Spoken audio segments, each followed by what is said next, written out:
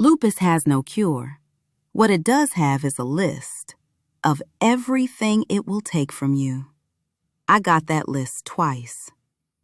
This is what happened after I refused to accept it. I was in a car accident. Somebody hit me from behind, and that's what got me into an ortho spine doctor. He did a full body scan and told me there was a lot wrong with me and that I needed intensive care. He said I needed to be seen at the Mayo Clinic. There was a 1-year waiting list, but I needed to be seen immediately. He told me that the next day, Saturday, he had a golf game with the head of neurology. He said he was going to get me in. After that golf game, whatever happened, whether they made a bet or had a conversation, that doctor got me into the Mayo Clinic within 2 weeks with the head of neurology. His nurse called me that morning, gave me my appointment, and told me everything I needed to do to register. I called, followed all the steps, got my appointment, and went in. That's how I got into the Mayo Clinic system. From there, I met with the head of neurology. He did all the tests he needed to do, and from there, I was connected to all the specialists I needed, all at Mayo Clinic. That's how I found out what was wrong with me. I was diagnosed with lupus, SLE. It's a very hard disease. It can attack any organ in your body. Before that point, I didn't know what was wrong with me. I had years of pain, being in and out of the hospital, discomfort, constant issues. I already had pseudotumor cerebri, which I got from medication I was on. My health had been going downhill from a young age, migraines and different issues. It's been a constant battle. I was once very healthy. Then when I got a little older, still young, I started getting sick, constantly in and out of the hospital. So the first step was finding out what was wrong, and they did that. At Mayo Clinic, I had all the doctors I needed. I was on 16 different medications trying to get regulated. They weren't working. Eventually, I got down to 13 prescriptions, still trying different medications. I had to use a rollator. I relocated to Orlando. At this point, I had been living with it for about 3 years. My life was doctor appointments every single day. Physical therapy, rheumatology, neurology, internal medicine, primary care, ortho. Monday through Friday, every day, I had a doctor's appointment. That was my life. Then I got really, really sick, and the doctor said there was nothing else they could do. I was allergic to everything, even Tylenol. There was nothing they could give me. They sent me home, put a number on my life, and put me on bed rest. They basically sent me home to die. And while I was home on bed rest, I didn't give up. I had faith. I knew it wasn't my time. I felt like God had a purpose for me. I knew He didn't create me just to come here, have 2 kids, be sick, and die. There had to be more to my story. While I was home, I was on my phone scrolling and came across plant therapy, how to eat for life, holistic living. Because at this point, I was allergic to so many medications, I was trying to find some kind of alternative for myself. I had always had a relationship with God and faith in God. Even though the doctor put a number on my life, that was actually the second time that had happened. The first time was when I was diagnosed with pseudotumor cerebri years before. That doctor also put a number on my life, and I made it past that. I was even in a coma during that time. They sent me home on bed rest for the amount of time they said I had left. And I still didn't give up. I came across plant therapy, herbalism, and alternative medicine. Since I was allergic to so many Western medications, I started learning. I became an herbalist, and I became my first patient. That's when everything started changing. That's when I was able to get rid of the rollator and experience my first pain-free day, a day I will never forget.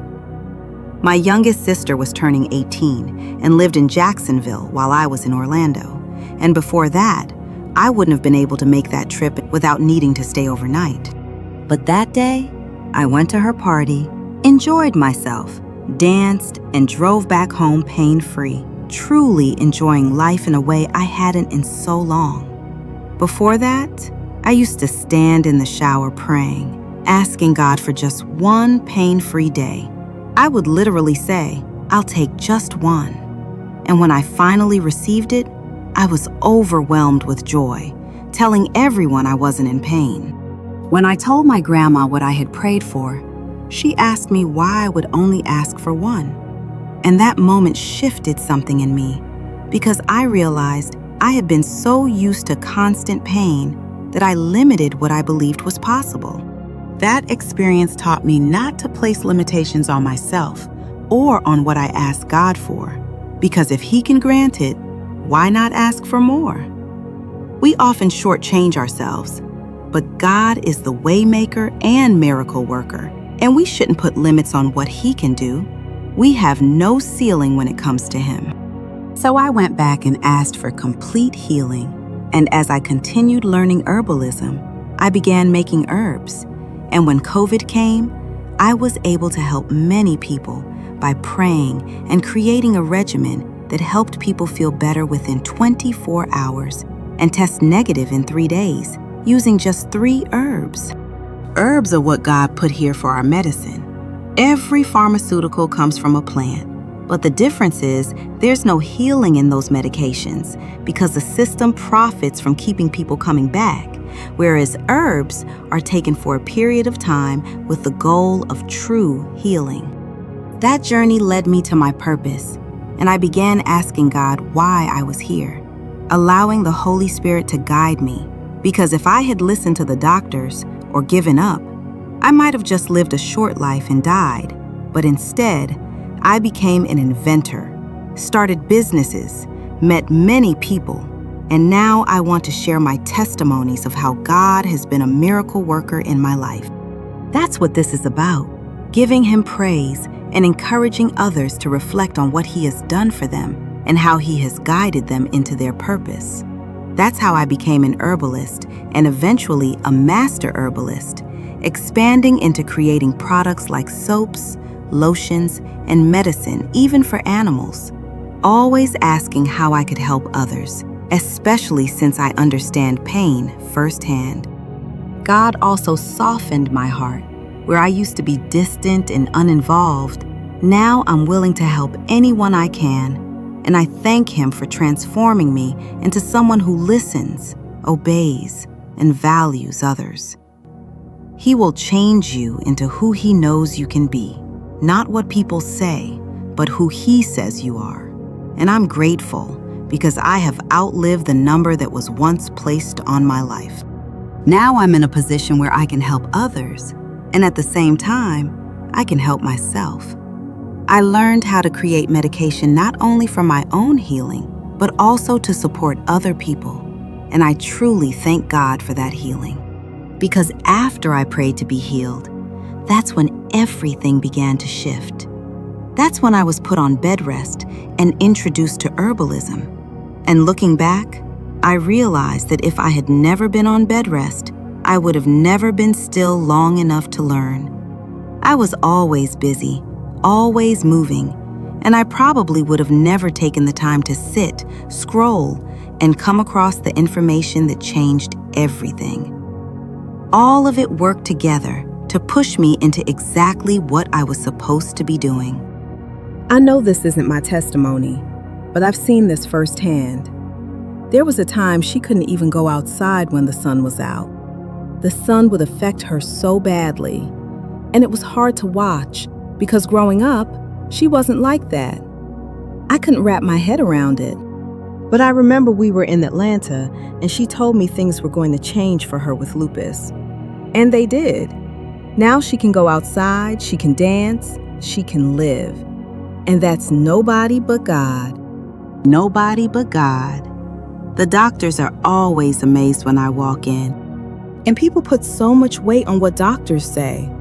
But who is a doctor? a creation of God. God has the final say. I've seen it myself. She's been through so much, multiple conditions, not just lupus.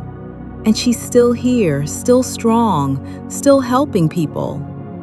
During COVID, people were really struggling, and her herbal medicine worked. People didn't believe it at first, but it worked. All of that comes from God. When I create medicine, I pray first. I cleanse my spirit, and I ask the Holy Spirit to guide me. Every formulation is Holy Spirit inspired. The herbs I choose, it all comes from the Holy Spirit.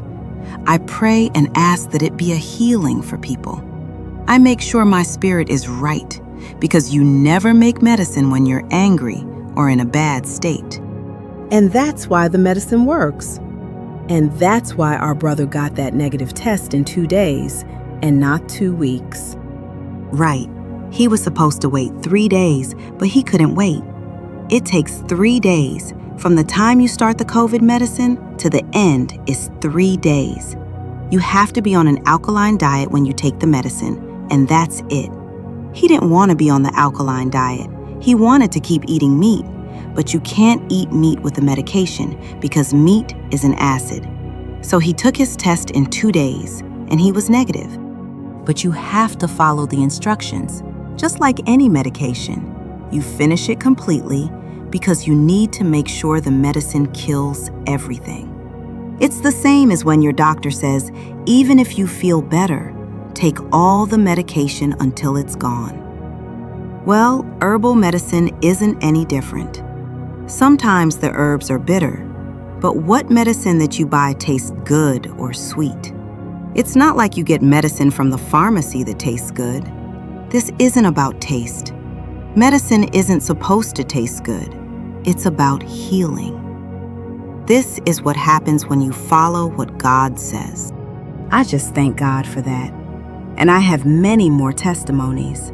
And I hope that anyone who's struggling with any problem knows that God is a miracle worker and He's a way maker. You might have to fast, go into supplication and prayer, but just give it to God and He will provide a way. So when I say I want to talk about how wonderful God is, now you know why. Now you know what thank you actually cost. I want to give Him all the glory for waking me up, for my kids, for every person in my life who's still here, still breathing, still whole. Nobody had to make it, but here we are. For today and every day I wasn't supposed to have, I give thanks. If this testimony touched you, share it. Somebody needs to hear it. Read the Word. He's in there.